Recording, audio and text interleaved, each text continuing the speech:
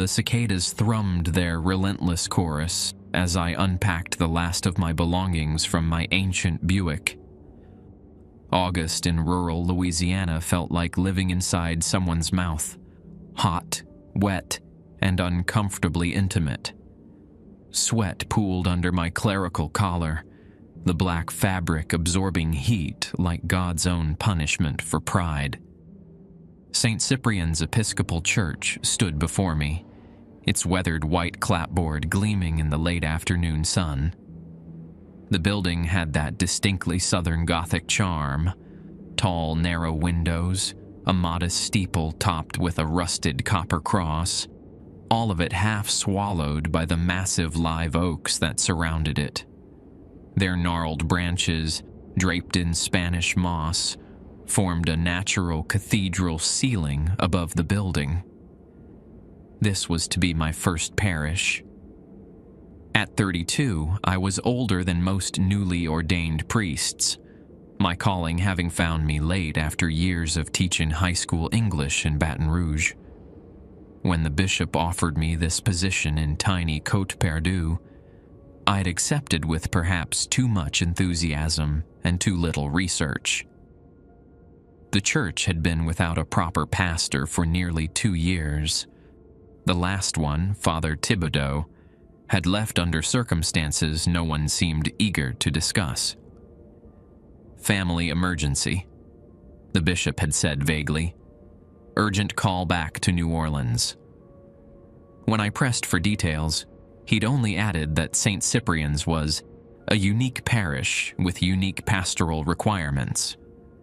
Mrs. Landry, the church secretary who'd met me earlier with a key and a tray of jambalaya, had been equally evasive.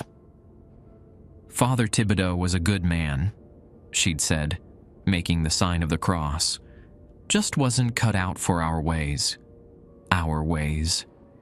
Something in her tone had raised the hair on my neck despite the heat. I carried the last box into the small rectory attached to the church's east side. The accommodations were modest, but comfortable. A bedroom, study, kitchen, and bathroom, all furnished with a mix of antiques and 1970s furniture. The walls were covered with faded floral wallpaper, water stains blooming in the corners of the ceiling like tea-colored roses. As I set the box down in the study, I noticed an envelope on the desk that hadn't been there when Mrs. Landry had shown me around. My name, Father Michael Sullivan, was written on it in spidery handwriting. Inside was a single sheet of paper, yellowed with age, containing a list of rules typed on what must have been an old manual typewriter. At the top, in bold capitals, were the words, "Sacred Rules of St. Cyprian's Parish Priest." Rule 1. Always conclude Sunday services before 11:52 a.m. precisely. Rule 2. The back pew is reserved for the Trahan family, even when they are not in attendance. Rule 3. The door to the bell tower must remain locked at all times. The key is not to be used except in cases detailed in the red ledger. Rule 4. Communion wine must be mixed with 3 drops of water from the clay jug kept in the vestry. The jug is never to be refilled by the priest. Rule 5. No baptisms are to be performed during the dark of the moon. Rule 6. If the altar candles extinguish themselves during service, conclude immediately with the prayer of St. Cyprian, then dismiss the congregation. Rule 7. Confessions are heard only during daylight hours, never after sunset, regardless of circumstances. Rule 8. Should you hear singing from the cemetery when alone in the church, do not investigate. Lock all doors, close all windows, and recite Psalm 91 until the singing stops. Rule 9. The third confession booth from the left is not to be used or opened under any circumstances. Rule 10. If a child presents you with a gift of the handmade doll, Accept it graciously, but do not bring it into the rectory. Leave it at the base of the cypress tree at the edge of the cemetery. Rule 11. Never conduct services if there are exactly 13 people in attendance. Find an excuse to reschedule or invite someone from town to join. Rule 12. The hunting trophies in the parish hall are not to be removed, covered, or discussed with outsiders. Rule 13. Should you find the altar cloth soiled with mud bearing small white seeds, replace it immediately and burn the soiled cloth. Do not handle the seeds. At the bottom of the page, a handwritten note had been added in the same spidery script as the envelope. These obligations have preserved St. Cyprian's for 176 years. Disregard them at the peril of your soul and the souls in your care. Welcome to Côte Perdue, Father Sullivan. May God's mercy be sufficient. It was signed simply, Père Thibaudot. I reread the list, a nervous laugh escaping my lips. This had to be some kind of initiation prank, hazing the new priest with local superstitions and folklore. Even the name of the town, Côte Perdue, Lost Coast in French, despite being nearly 100 miles from the Gulf, suggested a community that enjoyed its mysteries. I set the paper aside and began unpacking my books. Outside, the cicadas fell suddenly, unnaturally silent. Through the open window came the distant sound of singing, a woman's voice, low and melodic, in what sounded like a French Creole dialect I couldn't quite place. It seemed to be coming from the direction of the cemetery. My first Sunday at St. Cyprian's arrived with a thunderstorm that rattled the rectory windows and sent sheets of water cascading from the church's rusted gutters. Despite the deluge, I was surprised to find the small church nearly full when I emerged from the vestry in my robes. About 40 parishioners sat in the wooden pews, their clothes and hair damp from the rain, faces expectant. I recognized Mrs. Landry in the front row, alongside Mayor Hebert, a corpulent man whose suit strained against his girth. The locals had dressed in their Sunday best, the men in suits despite the heat, the women in dresses and ornate hats that wouldn't have looked out of place at Churchill Downs. As I approached the pulpit, I noticed the back pew, empty save for a worn leather Bible and a small bouquet of white magnolia blossoms. The Trahan family pew, according to Rule 2. I'd asked Mrs. Landry about them yesterday. Old parish family, she'd said, arranging flowers for the altar. Been here since before the church was built. They don't come much these days, but we keep their place. All of them moved away? I'd asked. Mrs. Landry had given me an odd look. Not exactly, Father. They're still around. She'd returned to her flowers, clearly considering the matter closed. Now, facing my congregation for the first time, I smiled warmly. Good morning and peace be with you. I'm Father Michael Sullivan, and I'm honored to join the St. Cyprian's family. And also with you, they responded in unison, their voices blending in the peculiar acoustics of the old church. I couldn't help but notice several parishioners glancing at wristwatches or the ancient clock at the back of the nave. Rule 1 echoed in my mind. Always conclude Sunday services before 11:52 a.m. precisely, an oddly specific time that I'd initially dismissed as superstition, but seeing the collective concern for the hour gave me pause. The service progressed smoothly through the liturgy. When it came time for communion, I retreated briefly to the vestry where the clay jug mentioned in Rule 4 sat on a shelf.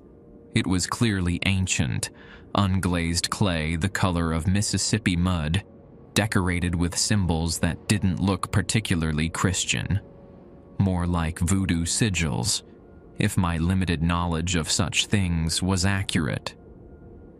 I hesitated only a moment before uncorking the wine and adding the prescribed 3 drops from the jug. The liquid that fell from the jug's spout was clear, but somehow seemed to catch the light strangely, refracting it in prismatic patterns across the vestry wall. The communion proceeded without incident, though I noticed several parishioners watching closely as they sipped from the chalice. Did they know about the water from the jug? Was this all some elaborate test for the new priest? As I delivered my sermon on community and new beginnings, a flash of lightning illuminated the stained glass windows, followed almost immediately by a deafening crack of thunder. The lights flickered, and in that moment, I noticed something odd about the back pew. A shimmer in the air above the empty seat, like heat rising from asphalt. When the light stabilized, it was gone. I checked my watch. 11:37 a.m.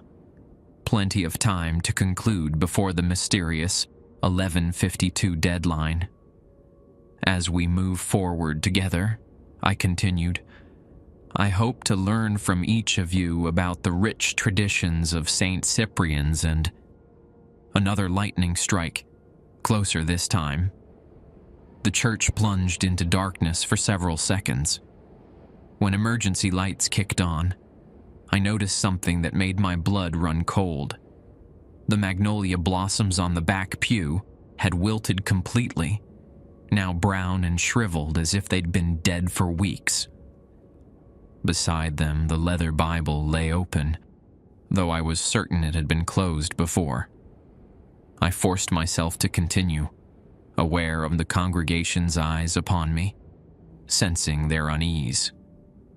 A sudden gust of wind battered the windows, and the large candles on either side of the altar flickered ominously. Rule 6 flashed through my mind. If the altar candles extinguish themselves during service, conclude immediately with the prayer of St. Cyprian, then dismiss the congregation.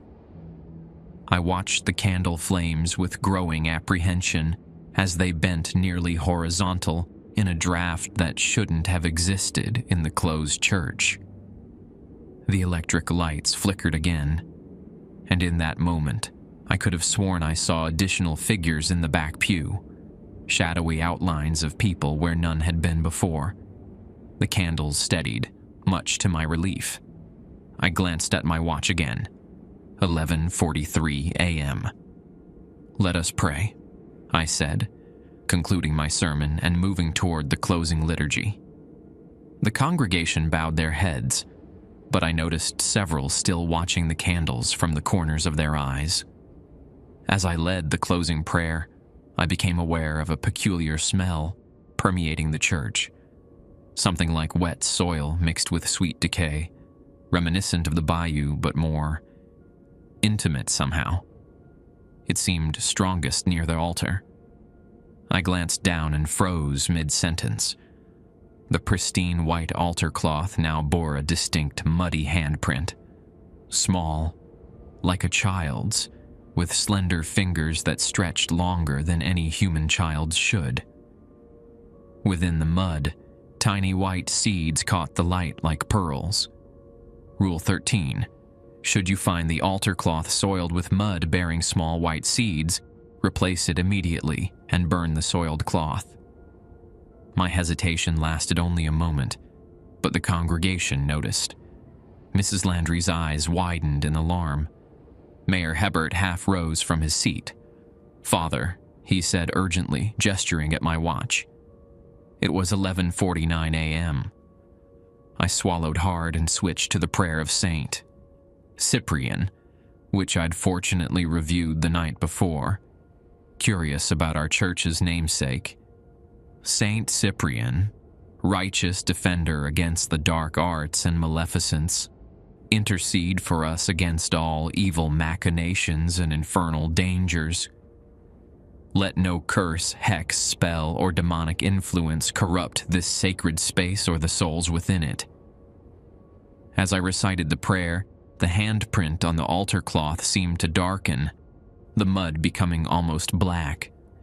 The white seeds began to move slightly, like rice in boiling water.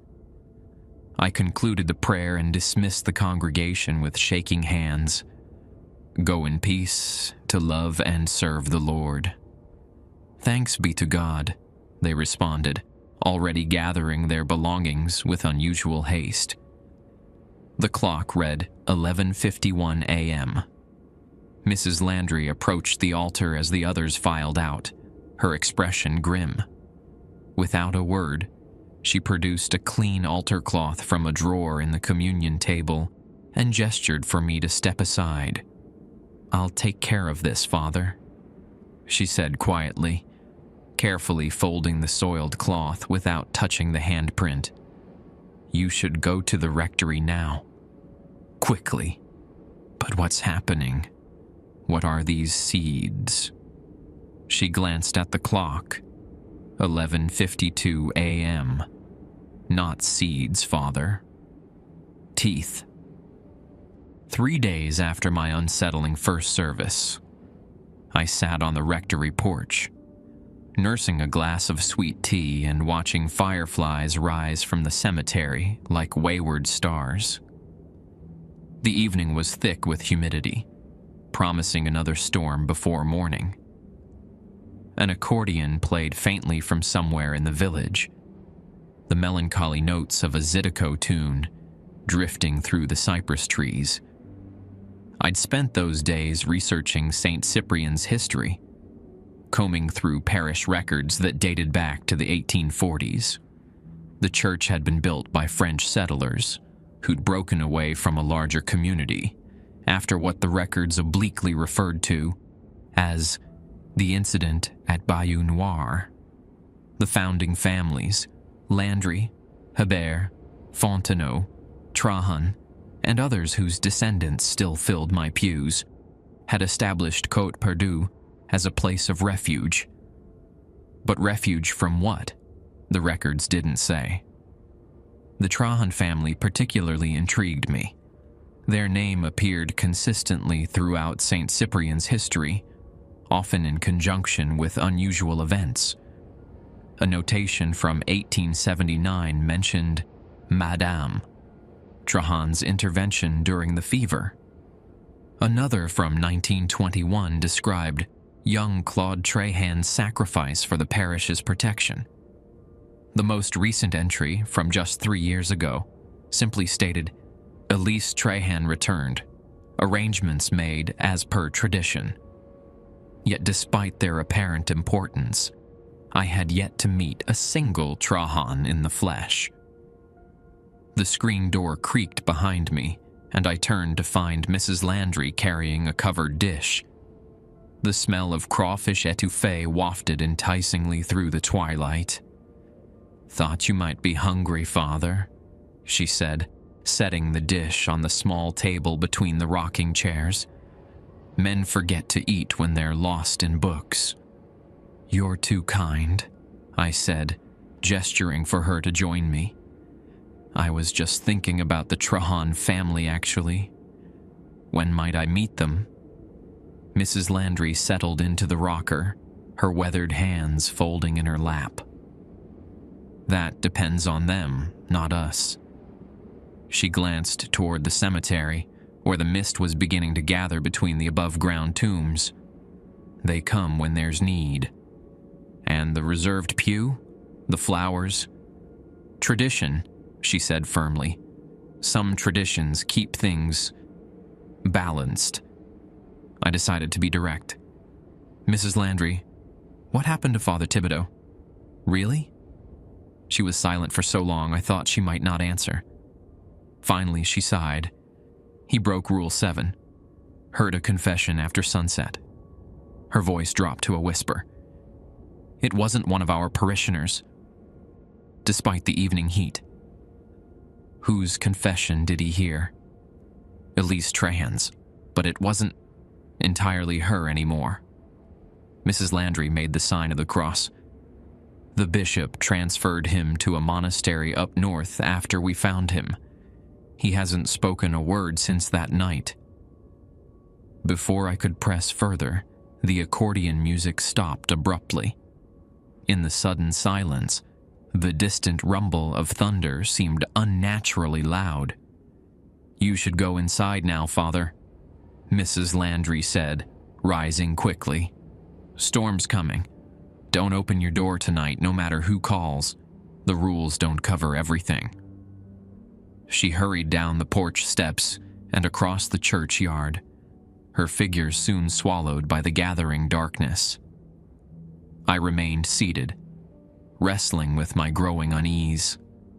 Part of me, the rational, seminary-educated part, wanted to dismiss all this as rural superstition. But another part, something more primitive and intuitive, recognized the genuine fear in Mrs. Landry's eyes. As if punctuating my thoughts, a flash of lightning illuminated the cemetery. For a brief moment, I thought I saw a figure standing among the tombs, a woman in white, her face turned toward the rectory. Then darkness fell again, and she was gone. I gathered my books and the untouched étouffée and retreated inside, locking the door behind me.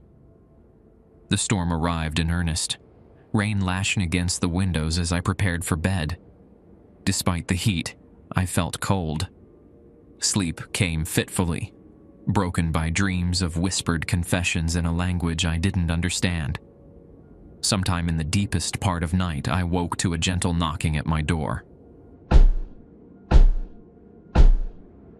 Remembering Mrs. Landry's warning, I remained motionless in bed, scarcely breathing. "Father Sullivan," a woman's voice, low and melodic, with a Creole accent thick as molasses. "I need to make my confession. Please open the door." I stayed silent. "I know you're awake, Father. I can help you understand this place, the rules, the real history of St. Cyprian's." Despite my better judgment, I found myself drawn to the door. My hand was on the knob when lightning flashed again, illuminating the crack beneath the door and the water seeping under it. Not rainwater, but something darker and thicker that smelled of the bayou. "Just open the door, Father Sullivan. Don't you want to meet the Trahan family? We've been waiting so long for a priest who truly understands." The doorknob turned beneath my hand, not by my action, but on its own, the lock clicking open. I stumbled backward, my heart pounding. "Our pew sits empty," the voice continued, now coming from directly outside my bedroom window. "But we never really left. Côte Perdue belongs to us. St. Cyprian's belongs to us." Thunder crashed directly overhead, and the power went out, plunging the rectory into absolute darkness. In that blackness, I heard the distinct sound of my front door opening, followed by footsteps in the hall, multiple sets, moving with an odd, dragging rhythm. I fumbled for my phone, using its weak light to locate the list of rules. Nothing about nocturnal visitors. Nothing about what to do when the locked door opens on its own. The footsteps stopped outside my bedroom door. The floorboards creaked as someone, or something, leaned against it. Father Sullivan. A different voice now, older, male, with a rasp like dead leaves being crushed. "We missed church on Sunday. We'd like our own private service." The doorknob began to turn. In desperation, I grabbed my prayer book and rosary, backing toward the window. "In the name of the Father, the Son, and the Holy Spirit," I began, my voice trembling. A soft chuckle came from the other side of the door. "We are God-fearing folk, Father, but our God and yours, well, They have different appetites. The door opened a crack, and through it, I caught a glimpse of pale faces in the darkness. Too pale, with eyes that reflected the light from my phone like a deer caught in headlights. The smell that wafted in was the same sweet decay I'd noticed during Sunday's service. Suddenly, the church bells began to toll. Impossible, given the hour and the locked bell tower. 1, 2, 3. Steady peals that shook the rectory's thin walls. The figures in the hallway paused, their collective breath drawing in sharply. "The old ways still hold," hissed the woman's voice, now edged with anger. "But not forever, new priest, not forever." The door slammed shut with such force that the frame cracked.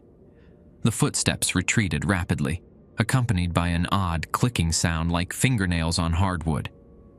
I heard my front door crash open, then silence broken only by the continuing bells. 7, 8, 9. I remained frozen in place, clutching my rosary so tightly the beads cut into my palm. 12, 13.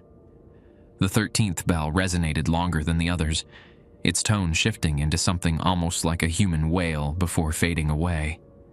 When dawn finally came, I found my front door standing open, muddy footprints leading from the porch to the cemetery. The prints were strange. Too long, with oddly jointed toes that left sharp indentations in the wood floor, as if they'd had claws. On the rectory steps lay a fresh bouquet of magnolia blossoms and a note written in elegant, antiquated script. "Sunday next, Father Sullivan. Our pew won't be empty. Prepare the wine properly." It was signed simply, "The Trahans." The morning after the nocturnal visitation, I called the bishop in Baton Rouge. The conversation was brief and unsatisfying. "Every parish has its quirks, Father Sullivan," he said, his voice crackling over the poor connection. "St. Cyprian's more than most. With all due respect, Bishop Gregory, what happened last night went beyond quirks. I had intruders. The bell tower, which I'm told must remain locked at all times, somehow rang 13 times at 3 in the morning. A long pause followed. The bell tower rang 13 times. Yes, and I found muddy footprints leading from my door to the cemetery. Another pause, longer this time. I'm sending Father Antoine LeBlanc to assist you. He grew up near Côte Perdue and understands the local traditions. Until he arrives, follow the sacred obligations to the letter. But to the letter, Father Sullivan, and find the red ledger. It should be in the vestry somewhere." He hung up before I could press further. The red ledger. Rule 3 had mentioned it in connection with the bell tower key.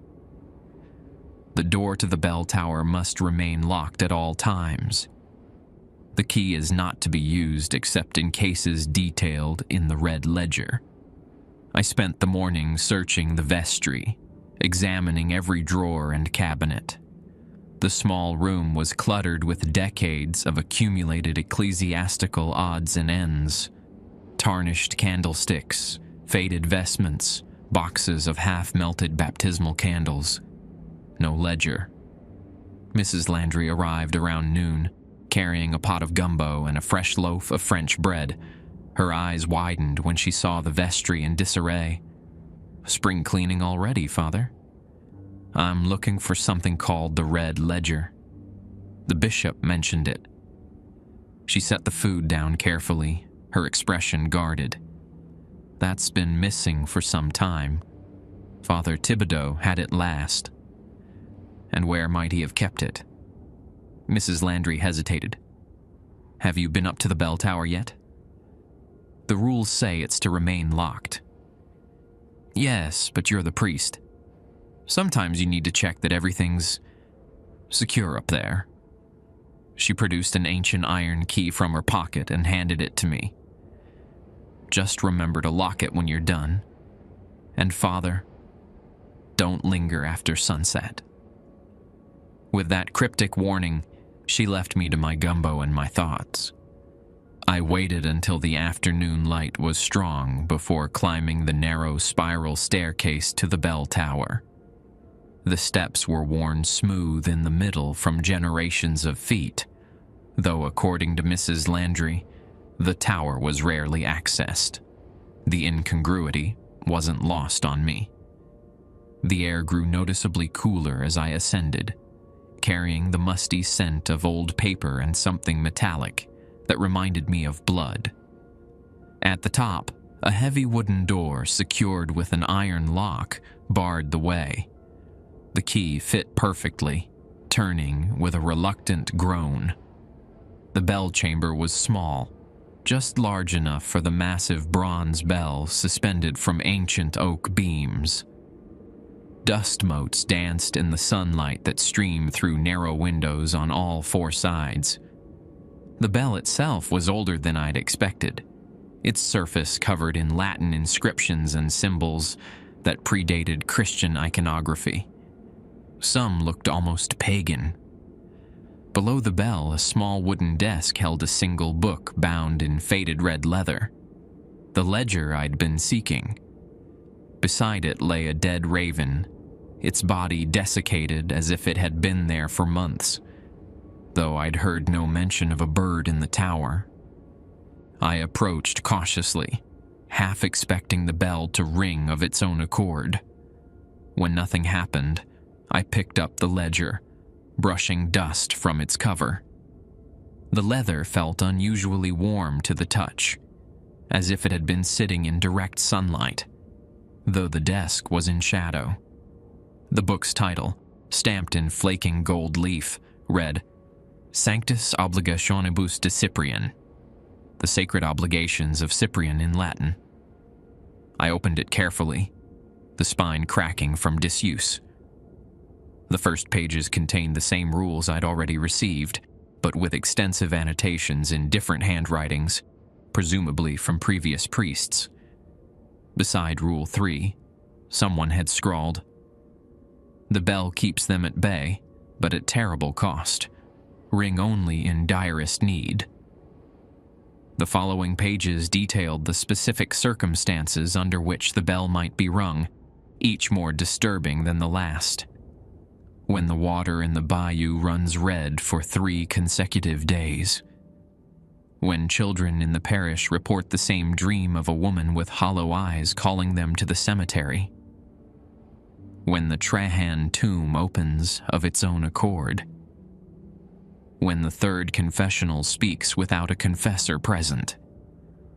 The final entry, written in a shaky hand I recognized as Father Thibodeau's, sent a chill through me. When she returns from the water, wearing the face of Elise Trahan. When she seeks confession for what can never be forgiven. Ring 13 times to bind. The roots must remain buried. The margin beside this entry was stained with what looked disturbingly like dried blood. I turned the page to find detailed instructions for a ritual to be performed in the event of the bell's ringing. A complex ceremony involving the communion wine, water from the clay jug, and herbs I'd never heard of. The ritual concluded with a prayer in a language that wasn't Latin, Greek, or any European tongue I recognized.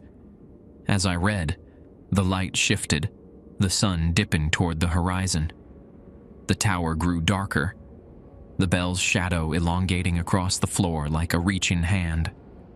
From directly below, I heard the church door open, followed by footsteps in the nave. "Father Sullivan?" A woman's voice called, not Mrs. Landry's, but the same melodic Creole accent I'd heard outside my door the previous night. "Are you here? I've come to discuss Sunday's service." I froze, the ledger clutched in my hands. The bell above me creaked slightly, as if disturbed by a breeze, though the air was still. "I can hear you up there, Father," the voice continued, closer now. reading old stories, old lies. Why not come down and hear the truth from one who lived it? The footsteps reached the base of the tower stairs, wood groaning as someone, or something, began to ascend. The Trahans built this church, you know. Built it over something far older, something hungry. The voice was halfway up the stairs now. The rules don't protect the parish from us, Father Sullivan. They protect it from what we keep at bay. I backed away from the door, clutching the red ledger to my chest. The last light of day was fading rapidly, casting the tower into deep shadow. From my pocket, I produced the small vial of holy water I always carried, uncorking it with shaking fingers.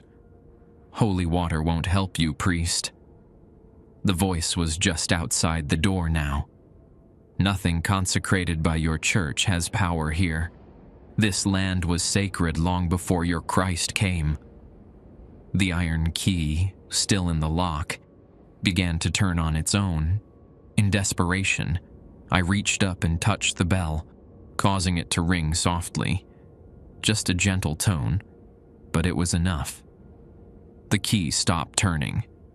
A sharp hiss came from the other side of the door, followed by a sound like nails scraping down the wood.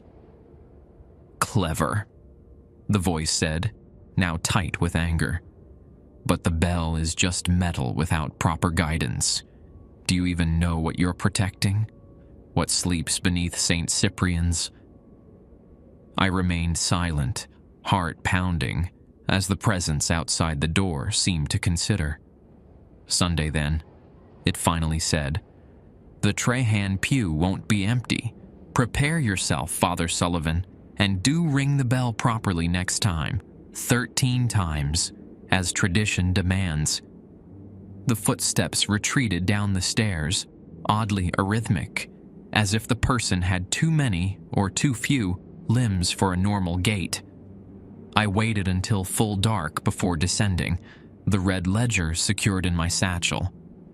As I locked the tower door behind me, I noticed fresh scratches in the wood.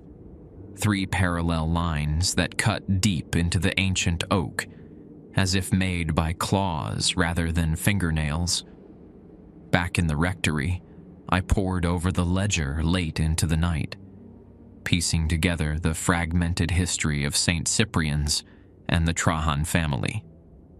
The story that emerged was disturbing. The original church had been built in 1847 over the remains of what the ledger called Le Temple Submergé, the submerged temple. The Trahans had been its caretakers, guardians of something imprisoned beneath the bayou floor. According to the ledger, the Trahans weren't entirely human, not anymore. Generations of communion with whatever lay below had changed them, marking them physically and spiritually. They maintained their position in the community through a pact made with the original priest of St. Cyprian's. They would contain what slumbered below in exchange for certain accommodations. The reserved pew, the special communion wine, the occasional sacrifice when the old hunger grew too strong. The last pages detailed the most recent crisis. Elise Trahan's return in 2020 after decades away. She'd come back changed, carrying seeds of the deep one in her heart. Father Thibodeau had confronted her, attempted an exorcism without proper preparation, and paid a terrible price. The final entry, dated 3 days before my arrival, was in yet another hand. Father Sullivan comes tomorrow. May God grant him wisdom to follow the rules. The Trahans stir, the roots spread, the hunger grows. It was signed, Eleanor Landry, acting custodian of St. Cyprian's. As I closed the ledger, my phone chimed with a text message. An unknown number, but the area code was local. Check the 3rd confessional, Father. See what Father Thibodeau found there. The rules exist for a reason, but not the reason you think. Rule 9 echoed in my mind.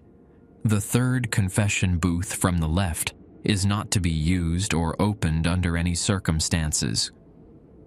I set the phone down, unsure who had sent the message or what game was being played. Outside, an owl called 3 times, its cry like a woman weeping. Beneath that sound, almost too faint to hear, came a gentle splashing from the direction of the nearby bayou. Something was moving in the water, coming closer to St. Cyprian's with each ripple. I awoke to the sound of someone knocking urgently on the rectory door. Sunlight streamed through my window. I'd fallen asleep in my chair, the red ledger open on my lap. My mouth tasted of stale coffee and fear. The knocking continued, accompanied now by a man's voice. "Father Sullivan? It's Antoine LeBlanc. The bishop sent me." I stumbled to the door, bleary-eyed and disoriented. Father Antoine LeBlanc stood on my porch, a heavy-set man in his 60s with dark skin and salt and pepper hair cropped close to his scalp. He wore the traditional black clothes and white collar of our calling, though a small gris-gris bag hung almost invisibly from his belt, something no seminary would have approved. "You look like you've had quite a night," he said, his Creole accent thick but refined. The bishop wasn't exaggerating about your situation. I stepped aside to let him enter. I found the red ledger, and I had visitors again last night. Father Antoine nodded grimly. The Trahans don't waste time. They've been baiting for a new priest, someone who might be more accommodating than Father Thibodeau. He moved to the kitchen with the familiarity of someone who knew the rectory well, putting on a pot of coffee. As the rich chicory blend began to brew, filling the small space with its aroma, he examined me with shrewd eyes. "You haven't broken any of the rules yet, have you?" "Not intentionally," I said, then hesitated. "Though I did go to the bell tower. That's permitted for the priest, as long as you locked it afterward." I nodded. "Father Antoine, what exactly is happening here?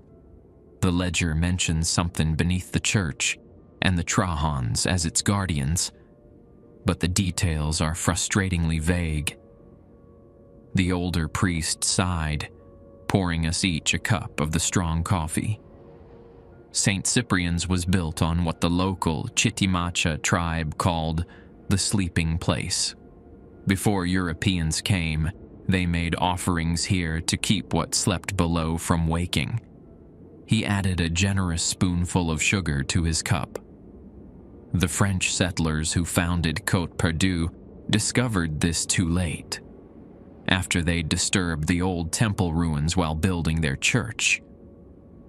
And the Trahans? The original Augustine Trahan was the expedition leader. When things began happening, children disappearing, livestock found drained of blood, strange growths emerging from the bayou, he made a bargain with what lived below. His family would serve as intermediaries, keeping the entity appeased with small sacrifices to prevent it demanding larger ones. I felt cold despite the muggy heat. "Human sacrifices?" Father Antoine shrugged. "Sometimes. Mostly the arrangement involved certain concessions. The reserved pew, ritual observances, looking the other way when the Trahans required, sustenance. The rules evolved to minimize harm, while acknowledging realities the church would rather not confront. So we're facilitating some kind of pagan worship. How can that possibly align with our vows?" "The alternative is worse," he said simply. "Much worse. The bishop knows this. Every bishop since 1855 has known." I struggled to reconcile this with my faith, with everything I'd been taught. "And Father Thibodeau? What happened to him exactly?" He thought as you do, decided the arrangement was sacrilege, that the church shouldn't compromise with darkness. Father Antoine stared into his coffee. He tried to drive the tray hands out, refused to perform the rituals.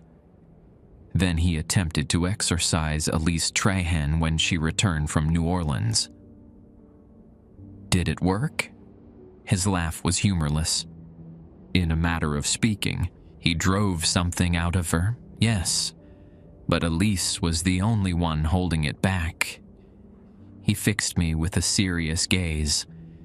That's why the bell rang 13 times the other night. That's why the rules have been failing. What the Trahans kept contained for generations is pushing against its boundaries.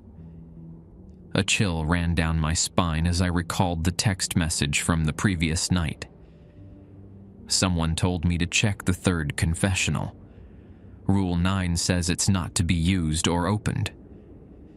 Father Antoine set his cup down so quickly, coffee splashed over the rim. Who told you that? An anonymous text. Local number. It's a trap, he said flatly. The third confessional is sealed for a reason. It's where Father Thibodeau performed the exorcism on Elise Trahan. It's where we found what was left of him afterward. I felt sick. You said the bishop transferred him to a monastery. We found his body. What survived was his soul, but not his mind. Father Antoine made the sign of the cross. The bishop felt a living shell was better than admitting what actually happened. Through the window, I could see Mrs. Landry crossing the churchyard with her usual basket of food. Father Antoine followed my gaze. Eleanor Landry is one of the good ones. Her family has helped maintain the balance for generations. Trust her, and Mayor Hebert. The rest. He shrugged.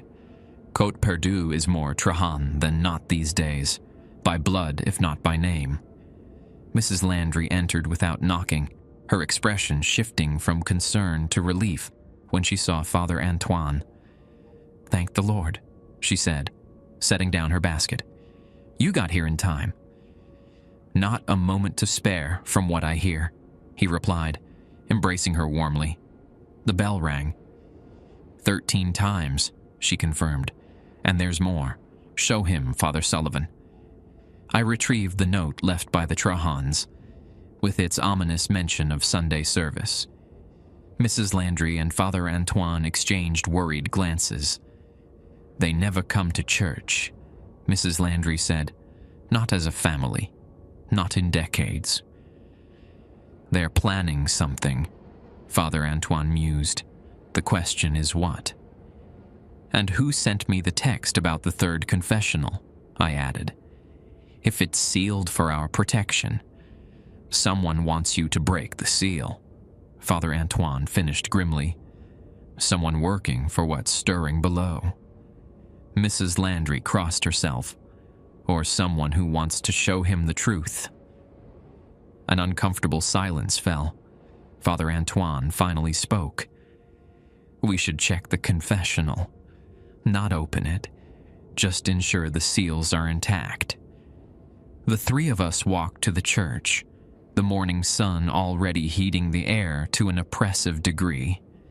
Inside, the nave was cool and dim, mote-filled light streaming through the stained glass windows. The confessionals stood along the west wall. 3 identical wooden booths, ornately carved with scenes of biblical forgiveness. Or so I'd thought. As we approached, I noticed the carvings on the third booth were subtly different. The figures more angular, their postures suggestive of supplication to something looming above them. Something only partially depicted in the wood. Father Antoine produced a small vial of oil and anointed the door, murmuring prayers in what sounded like a mixture of Latin and something older. Mrs. Landry stood back, her rosary clutched tightly in gnarled fingers.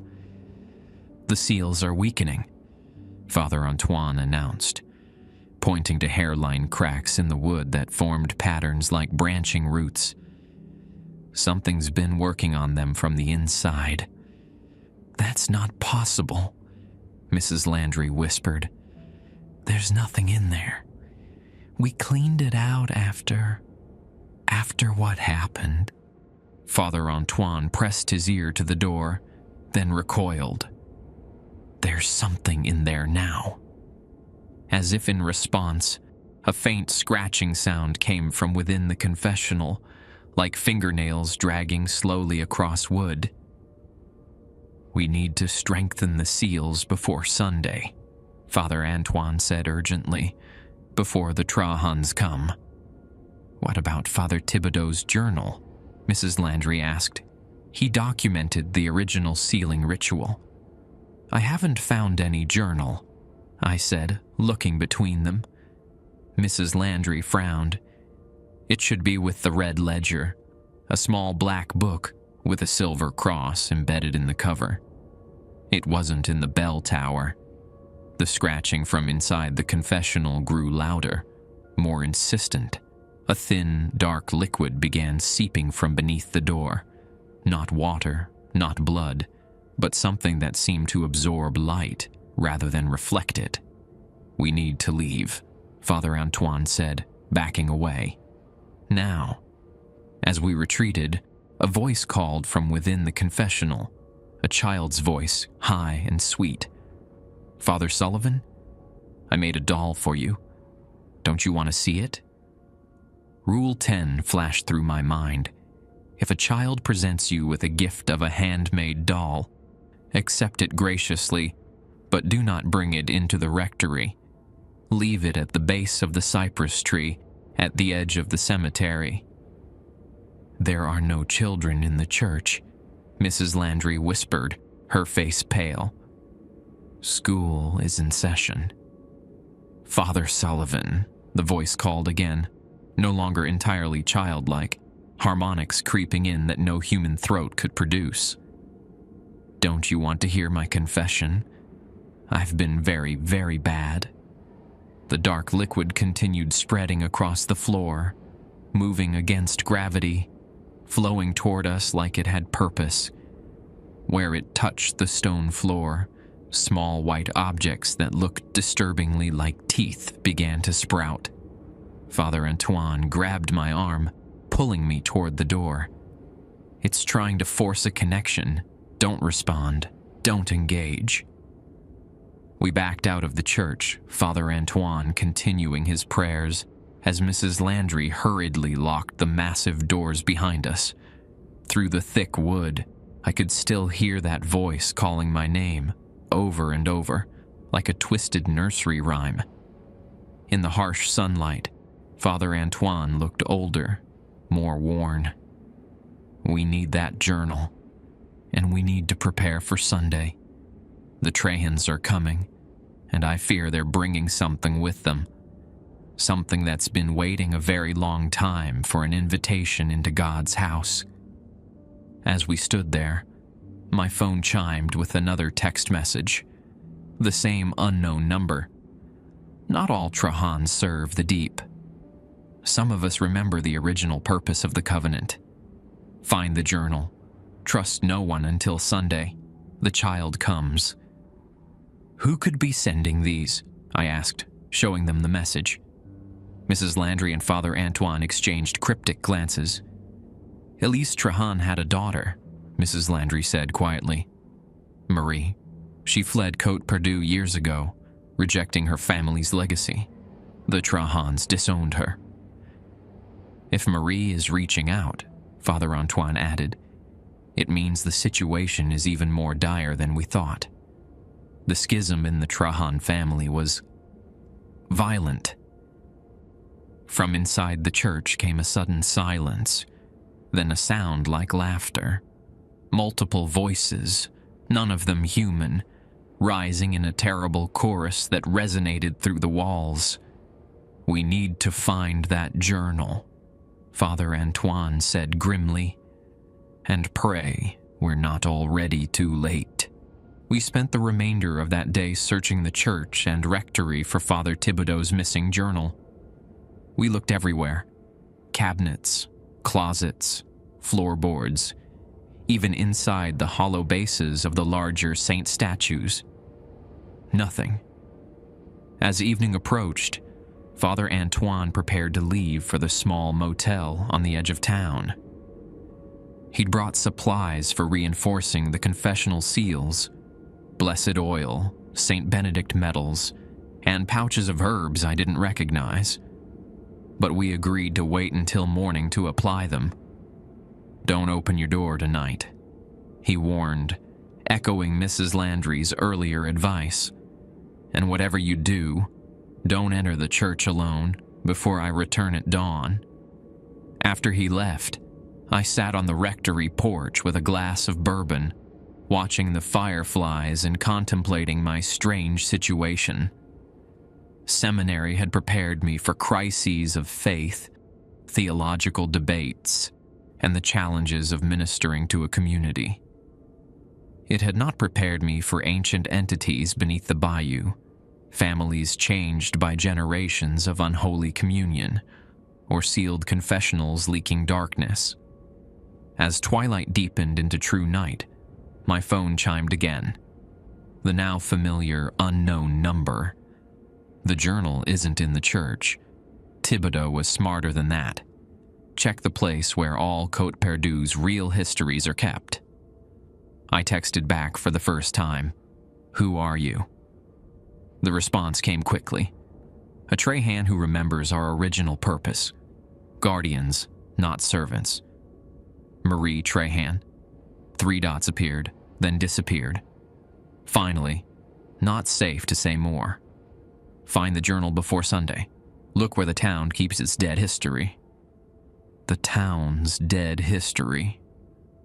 What could that mean? The cemetery seemed too obvious. The parish records?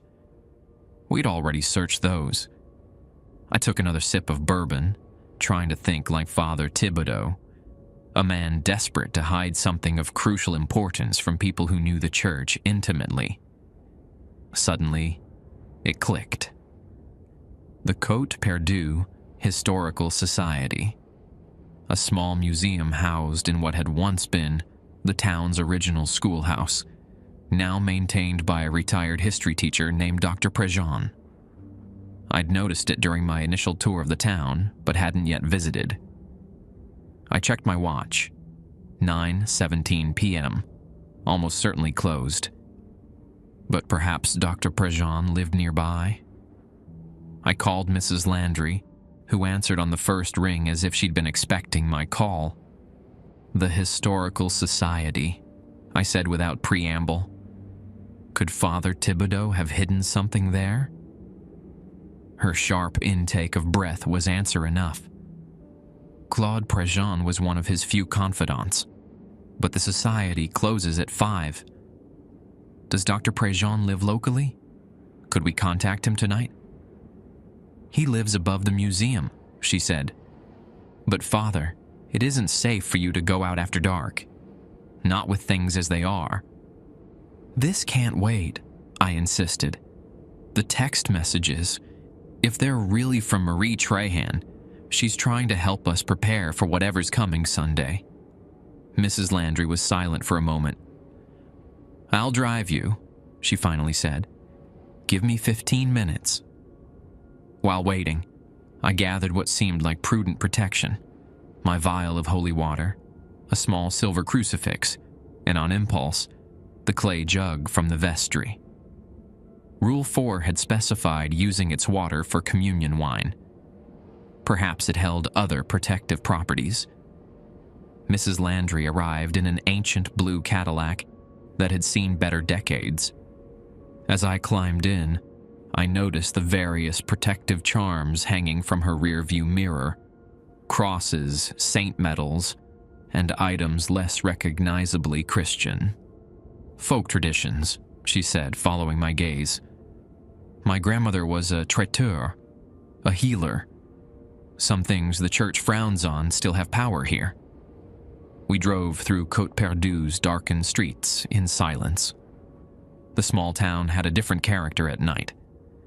The quaint, Cajun charm, replaced by something older and less welcoming. Shadows seemed deeper than they should have been, and several times I could have sworn I saw figures watching from between buildings, their eyes reflecting our headlights, like those of predatory animals.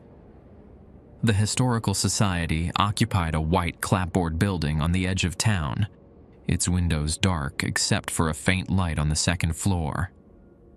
Mrs. Landry parked across the street, engine idling. "I'll wait here," she said, fingering her rosary. "Knock if there's trouble." I crossed the street, acutely aware of how exposed I felt. The night was unusually quiet. No insects chirping, no distant music from the local bar, not even the normal sounds of the bayou. It was as if the entire town was holding its breath. I climbed the steps to the museum's front porch and knocked on the door. After a long moment, a light came on inside, and a wizened face peered through the window. The door opened to reveal a thin man in his 70s, with sparse white hair and thick glasses that magnified his pale blue eyes. "Father Sullivan," he said, not sounding particularly surprised. "I wondered when you'd come." "Dr. Prejean? I apologize for the late hour, but I need to ask you about Father Thibodeau." He glanced past me at Mrs. Landry's idling car, then up and down the empty street. "You'd better come in. Quickly now." The museum's interior smelled of old paper and furniture polish. Glass display cases contained the usual small-town historical artifacts: Civil War bullets, agricultural implements, sepia photographs of stern-faced founders. Dr. Prejean led me past these to a back room filled with filing cabinets and bookshelves. "Edouard Thibodeau was a troubled man when he left," Dr. Prejean said, closing the door behind us. "But he wasn't mad, no matter what the bishop might have told you. I'm looking for his journal, a black book with a silver cross on the cover." Dr. Prejean's eyebrows rose above his glasses. "What makes you think I have it?" "A reliable source suggested Father Thibodeau would have trusted you with something important." "Marie Trahan reached out, did she?" He smiled thinly at my startled expression. "News travels quickly in small towns, Father. Especially when the Trahans start making moves after years of relative quiet." He crossed to a large portrait of a stern-looking man in 19th century clothing. "Augustin Trahan, the town's founder. A complicated man who made a complicated bargain." The portrait swung outward on hidden hinges, revealing a small wall safe. Dr. Prejean spun the dial with practiced ease and removed a black leather-bound book with a tarnished silver cross embedded in its cover. "Edouard believed the church had become complicit in something monstrous," he said, handing me the journal. "He thought the rules enabled evil rather than containing it. He may have been right, but his approach was catastrophically misguided." I took the journal, feeling its weight, heavier than its size suggested, as if the contents somehow added physical mass. "What happened when he tried to exorcise Elise Trahan?" Dr. Prejean removed his glasses, rubbing the bridge of his nose. Elise was unique among the Trahans. She maintained human appearance despite her heritage. She'd left Côte Perdue as a young woman, married a man from New Orleans, had a daughter, Marie. But her husband died mysteriously, and Elise returned changed. Not just grieving, but physically altered. Changed how? The hunger was visible in her, the old Trahan bloodline expressing itself more thoroughly than usual. He replaced his glasses. When Father Thibodeau performed the exorcism, he didn't understand what he was dealing with. The Trahans aren't possessed, Father Sullivan. They're transformed. Generation after generation of communion with what lies beneath the bayou has altered them at a fundamental level. The journal felt warm in my hands, almost alive. And Elise? The exorcism tore away the human part of her, leaving only what had been growing beneath. It freed the essence of the deep one that had been gradually consuming her. His voice dropped to a whisper. What remains of Elise haunts the third confessional, neither fully human nor fully other. A doorway of sorts. A sound from outside interrupted us. A splash, as if something large had moved in water, though the bayou was a quarter-mile away. Dr. Prejean moved to the window, peering cautiously through the blinds. "They're watching," he said softly. "They know you're here." I joined him at the window. The street appeared empty, but the shadows between buildings seemed deeper, more fluid somehow. Mrs. Landry's car was still there, but she sat rigidly upright, her face a pale oval in the darkness. "I should go," I said, tucking the journal inside my jacket. "Thank you for keeping this safe." Dr. Prejean gripped my arm suddenly, his eyes intense behind his glasses. "Before you leave, you should know that not all the rules protect St. Cyprian's. Some protect the Trahans. Some maintain the ancient covenant. Edward discovered which were which. That's why they silenced him." "How do I know which rules to follow?" He smiled grimly. "That's the terrible choice every priest at St. Cyprian's must make eventually. Read the journal carefully, and watch for Marie Trahan. If anyone knows the truth of what's happening now, it's her." As if on cue, my phone chimed with another text. "Get out now. They're coming." Dr. Prejean's face drained of color as splashing sounds surrounded the building. Impossible, given our distance from water. "Go out the back," he urged, pushing me toward a rear door. "Through the old cemetery. Don't stop until you reach consecrated ground." "What about you?" "I've lived in Côte Perdue all my life, Father. I know how to manage." He pressed a small object into my hand, a tarnished silver key. "For the third confessional. If all else fails, Elise might help. She wasn't always a monster." The splashing grew louder, accompanied now by a wet, slithering sound against the building's exterior walls. Through the front windows, I could see dark water flowing up the porch steps, moving against gravity, thick with writhing shapes. Mrs. Landry's car engine roared to life as she reversed sharply, narrowly avoiding a surge of the dark water that rushed across the street toward her. Her tires squealed as she sped away, presumably to get help. "Go!" Dr. Prejean shouted, pushing me toward the back door. "Read the journal! Trust Marie!" I rushed out the rear entrance into an overgrown cemetery far older than the one beside St. Cyprian's. Moonlight illuminated crumbling tombs and tilting headstones, many bearing the Trahan name in various stages of erosion. Behind me, the museum's windows shattered inward, followed by Dr. Prejean's shout, abruptly cut short. I ran through the cemetery, clutching the journal to my chest, pursued by sounds no human throat could make, and the constant, impossible splashing of water where no water should be.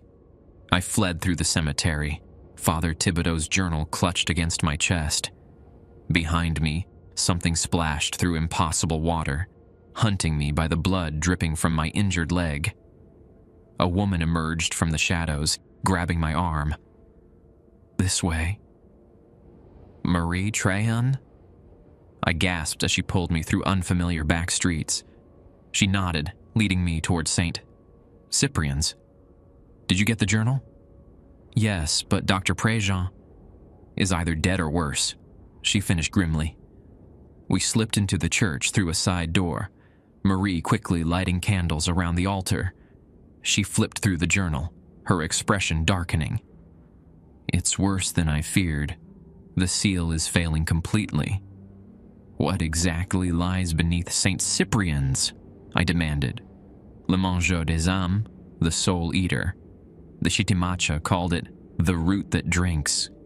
It's ancient, awakening cyclically to feed. She rolled up her sleeve, revealing a birthmark resembling twisted roots. Every Trahan bears this covenant mark. Most embrace the transformation it brings. I rejected it. And your mother? In the confessional? Part of her. The exorcism created a tear between worlds. She pointed to Father Thibodeau's analysis. Only rules 1, 5, 6, 8, and 12 actually protect against the entity. The others serve the Trahans or maintain their feeding covenant. Those dusty hunting trophies are protective. They're bound manifestations of the entity. The church itself forms a containment circle with specific anchor points. What happened Sunday? The Trahans are bringing my mother's remains to reunite with what's in the confessional, creating an anchor for the entity to fully emerge. We need to perform the binding ritual Thibodeau attempted. She showed me diagrams requiring 3 participants: a priest of St. Cyprian's, a Trahan by blood, and a mediator. Father Antoine cannot be trusted, Marie interrupted. The LeBlancs have been allied with the Trahans for generations. The church bell began to toll without human aid. They found us, she whispered. Outside, dark shapes converged on the church. Through the window, I recognized Dr. Préjean, Mrs. Landry, and Father Antoine, all moving wrongly, directing the others. Marie revealed a hidden door behind a vestry cabinet. The escape tunnel. It's our only chance. As the main door splintered, I followed her into darkness, torn between flight and my sacred obligations to St. Cyprian's. The tunnel led us to an abandoned caretaker's cottage, half swallowed by kudzu at the edge of church property. Marie sealed the passage behind us with a combination of prayer and a strange paste made from herbs she carried in her pocket. They won't find us here, she said, drawing curtains over broken windows. This place has protections older than St. Cyprian's. The cottage interior was surprisingly intact, despite its external decay. Shelves lined with jars of preserved specimens, none I wished to examine closely, surrounded a worn table covered in faded diagrams.